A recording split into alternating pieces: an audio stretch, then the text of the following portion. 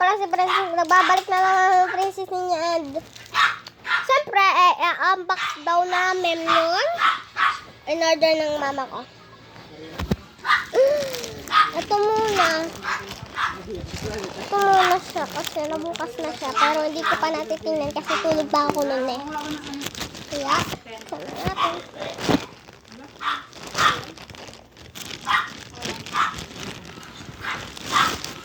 Yan. Siguro dito kasya kay mami. Kaya, nakita na ni mami na parang kasya lang sa akin, no? Yun lang eh. And, maganda din. Maganda siya, guys. And, yan.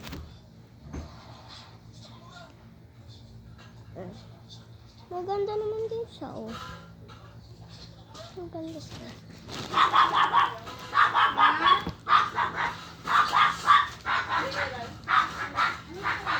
Yan. Kasya nga talaga sa akin, di ko lalo.